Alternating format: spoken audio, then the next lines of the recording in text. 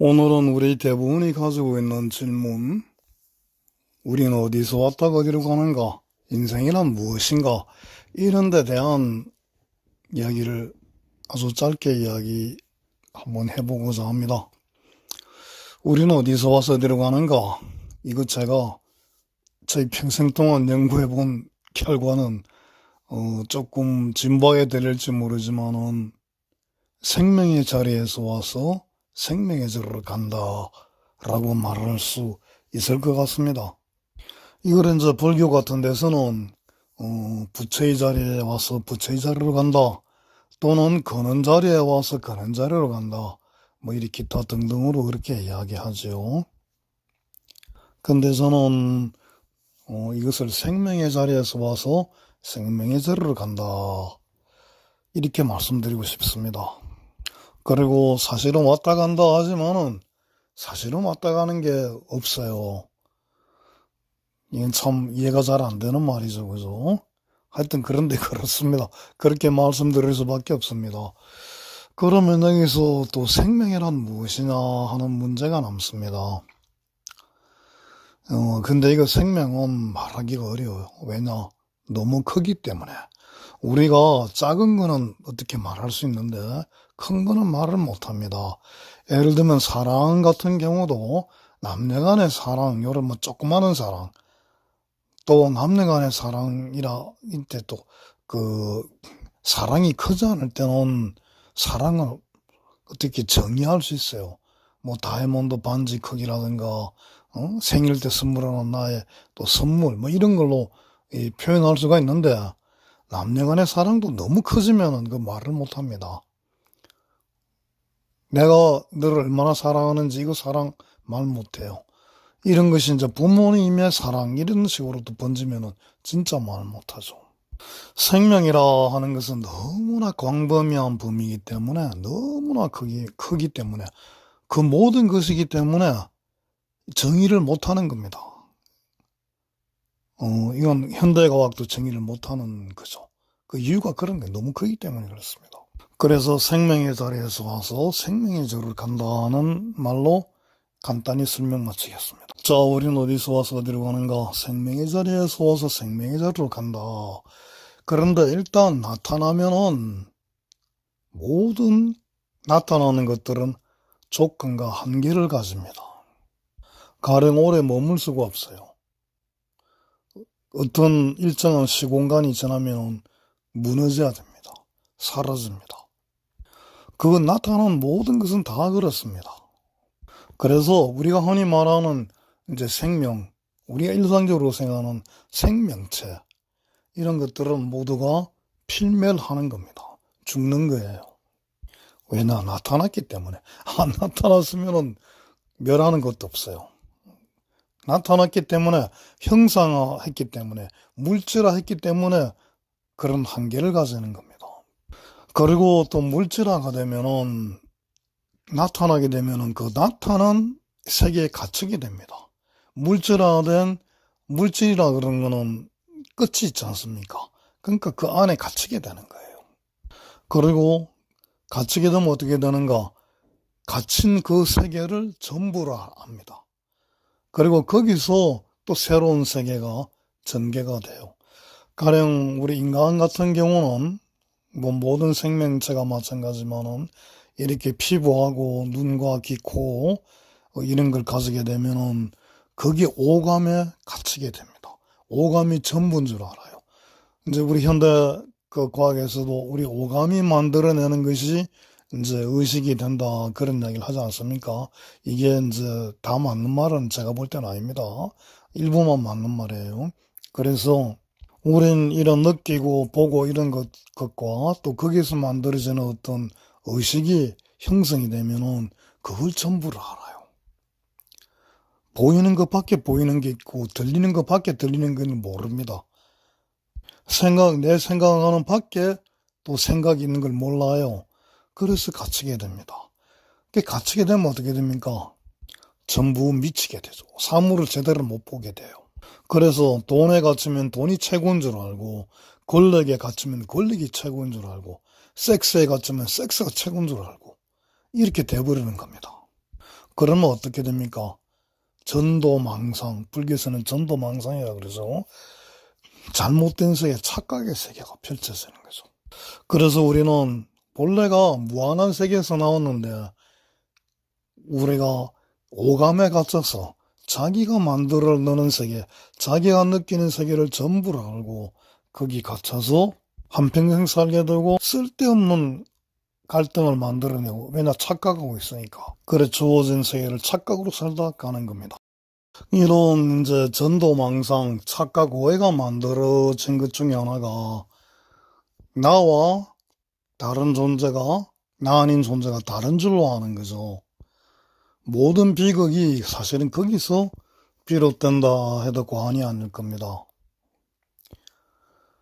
나와 동물이 다른 줄 알고, 나와 식물이, 동물과 또 식물이 다른 줄 알고, 나와 흘러가는 구름, 흙, 나무, 이런 자연이 다른 줄 알고, 자꾸만 함부로 대하게 되죠. 나는 고통을 느끼지만 남은 고통을 못 느끼는 줄 알아요. 세상에 나만 괴롭고 남은 안 괴로운 자입니다. 대표적인 게 우리가 생선의 목을 따고 돼지 목을 따고 돼지고기 맛있고, 제가 깜짝 놀랐던 거 살아있는 문어를 갖다가 끓는 물에 넘겨버리고, 새우도 살아있는 새우 튀김한다고 그냥 기름에 넣어버리더군요. 그게 다 나와 같은 줄 몰라서 그러는 겁니다. 그래서 우리가 점점 사람이 성숙하게 되면은 세상에 대한 지혜의 눈이 뜨게 보면은, 앞서 말씀드린 우리 오감에 갇히지 않게 되면은 내가 만들어낸 세계에 갇히지 않을수록 내가 생각하는 나의 오감 밖의 세계가 있다는 것을 점점 이렇게 깨우치게 되면 될수록 온 세상이 나와 조금도 다르지 않다는 걸 알게 됩니다. 모두가 나와 똑같다는 걸 알게 돼요. 모습이 다르고 생각하는 게 다르고 살아가는 방식이 다르지만 좋아하는 것도 다 다르고 그렇지만 사실은 다 똑같은 존재다는 걸 알게 돼요. 그래서 그렇게 똑같은 존재다, 나와 조금도 다르지 않다는 걸 알게 되면 어떻게 되는가? 그렇게 알게 된 분들의 어떤 삶은 남한테 피해를 안 줘요. 그리고 남을 항상 기쁘게 해줍니다. 편안하게 해줍니다. 그래서 세상이 어떻게 되는가? 세상이 거칠지 않고 풍파가 일지 않고 정말 아름답게 편안하고 행복한 그런 세상이 펼쳐지는 겁니다. 다른 줄 알면은 비극이 벌어져요. 우리 가서 보면 IS인가 거기 테러 단체들이 그 사람들 목을 함부로 참수하지 않습니까? 응? 그것도 동영상을 찍어가면서. 다른 줄 아니까, 이교도는 나와 종교가 다르면 그거는 사람이 아닌 줄 아니까 그렇게 하는 거예요. 나와 같은 줄 알면은 그렇게 못합니다. 돼지목도 못 답니다. 살아있는 새우 뜨거운 물에 넣지도 못해요. 끓는 물에 넣지도 못해요. 그래서 오감이 만드는 세계에 갇히지 않으면은, 거기서 벗어나게 되면은 우리는 비로소 본래 이상적인 삶을 살아갈 수 있게 되는 거예요. 제가 앞서서 우리 오감이 만드는 세계 밖의 세계가 있다는 걸 알게 되면, 내가 보고 느끼고 하는 그게 전부가 아니라는 걸 알게 되면은 우리가 나와 남과 다르지 않은 것도 알게 되고, 남의 고통도 이해할 수 있게 되고, 남의 처지도 이해할 수 있게 되고, 그렇게 되면은 남한테 피해를 주지 않고 남을 편안하게 해주는 삶을 살아가게 된다고 말씀을 드렸는데, 우리 이 우주 자체가 사실은 그런 걸 몰라도 모든 도덕가치, 이상적인 삶의 그 방향을 어떻게 정해놨나 그러면은, 남한테 피해 안 주고 남을 편안하게 해주는 것이 가장 그 지혜롭고 가장 많은 또 복을 쌓는 그런 방향으로 이 도덕률이 내려오고 또 가르침이 그렇게 만들어지고 있습니다. 사실은 우리가 그런 착각을 깨야 이런 사실을 분명히 알고 우리가 그렇게 살아갈 수가 있는데, 사실 이 세상은 이미 우리가 그걸 몰라도 모든 도덕의 가치가 그런 곳에 있다는 것을 이미 가고 있다는 겁니다. 그래서 우리 인간이 좀 별나서 그렇지, 이 자연 우주를 보세요. 심지어 생명이 없다고 생각하는 천체들까지도 피해를 안 주는 방향으로 이 천체가 운행이 되고 있습니다. 자연 절기 다 그렇게 가고 있어요. 그리고 동서고금의 모든 성인들이 다 지금 제가 말씀드린 걸 가르칩니다. 그게 이제 그런 결론을 이끌어내는 과정은 좀 문화나 인종에 따라 다르지요. 그러나 결론은 다 그겁니다.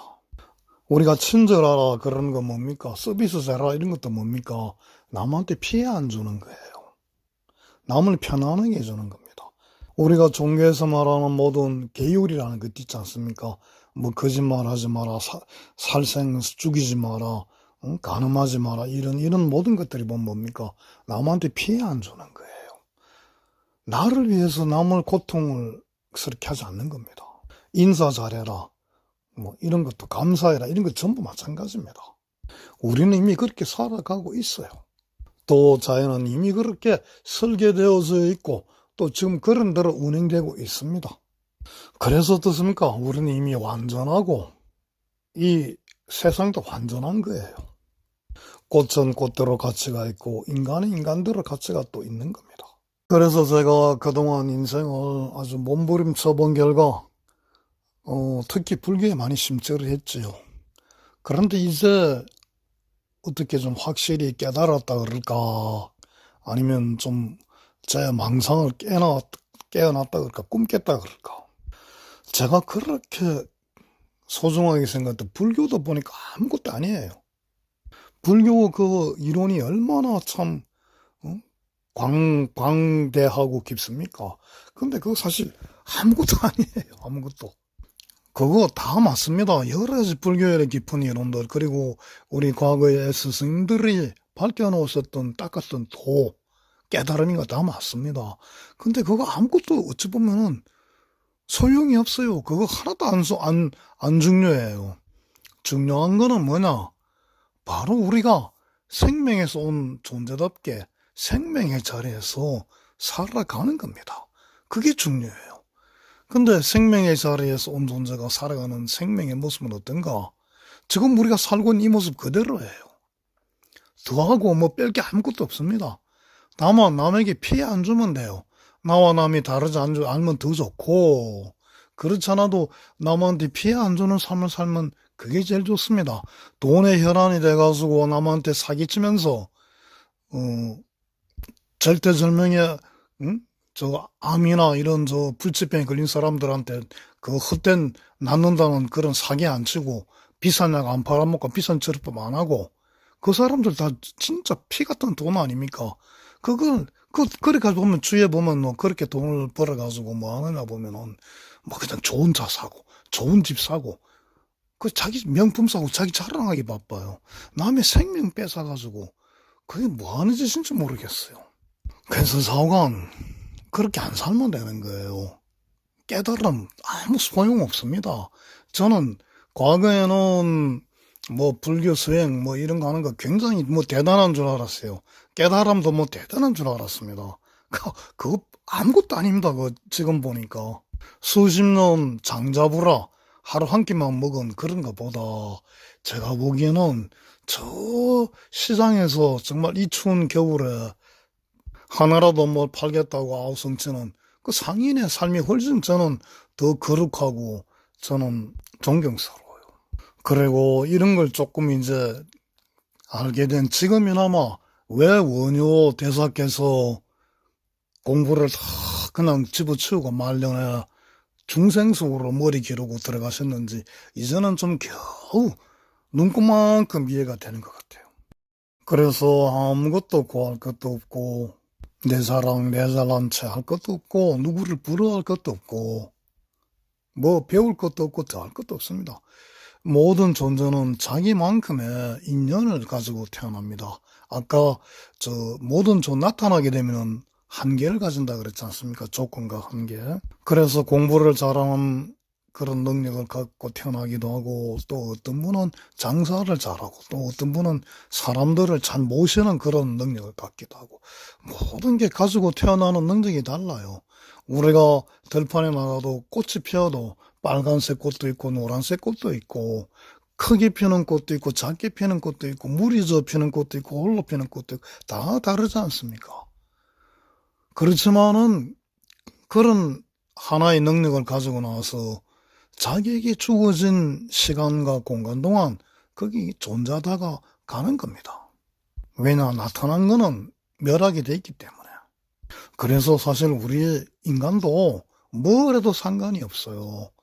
지식이 많고 철학적으로 사상이 깊이가 깊고 또 아는 게 많고 또 무슨 사부 잘해서 이룬 부가 많고 일고는 뭐 하여튼 여러 가지가 많더라도 그거 모두가 남을 편안해하고 우리를 편안해하고 그리고 우리에게 서로 도움 주기 위해서 우리가 가지고 온 나의 능력입니다. 이제 그런데 세월에 따라서 그 능력에 대한 값어치를 부과를 하기 때문에 과거에는 어떤 능력이 어떤 직업이 인기가 좋고 돈도 많이 벌고 그랬지만은 요즘은 또 어떤 직업이 또 그거는 깔아앉고 다른 직업이 생기고 그러지 않습니까? 그것도 시절에 어떤 문화의 영향을 받는 겁니다. 그래서 결국은 모든 생명의 자리에서 오고 생명의 자리에서 가는 이것은 모두를 편안하게 하고 이익 주게 하고 그런 것으로 수렴이 되는 거죠. 그래서 남을 더 많이 편안해 줄수록 남을 더 즐겁게 해줄수록 남에게 더 위안을 줬을수록 고통에 특히 병이나 어떤 정신적 고통에 사로잡힌 그런 분들을 더 많이 편안하게 해줄수록 우리는 그분들을 더 기억하고 감사하고 존경하고 또 그분들을 훌륭한 분이라고 찬탄하는 겁니다. 그러면 원래 질문으로 돌아가서 우리는 어디서 왔다고 어디로 가는가? 생명의 자리에서 와서 생명의 자리로 간다. 그리고 우리가 오니까 가는 것이지 사실은 알고 보면 오고 가는 것이 없다. 그리고 오는 것도 가는 것도 다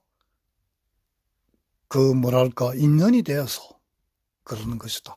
나올 인연이 됐고 갈 인연이 되기 때문에 왔다가 가는 것이고 그것도 공연히 그것도 그렇게 하는 것이다. 이겁니다. 마치 우리가 뭐 이렇게 연말 연시나 이렇게 쇼나 무대 같은 걸 볼 때 딱 자기 차례가 좀 나타났다가 노래나 춤추고 들어가고 그러지 않습니까? 그러는 거 똑같은 거예요.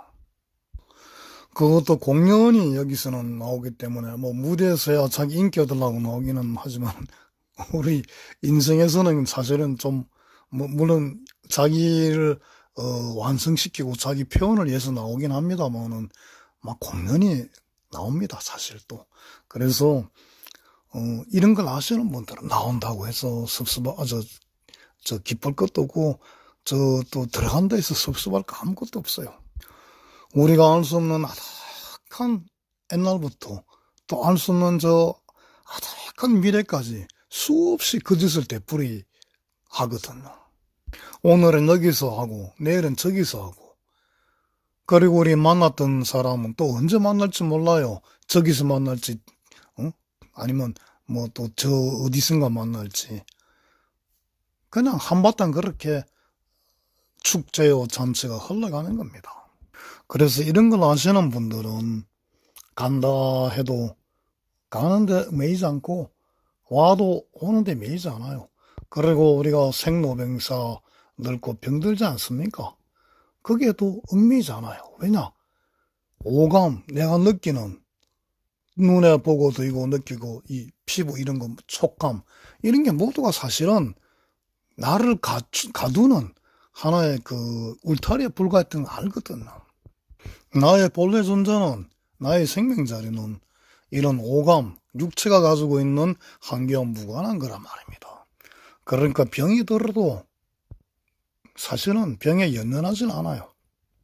또 내가 만난 모든 인연들, 가족, 친구, 부모, 자식 전혀 그에 대해서 연연하지 않습니다.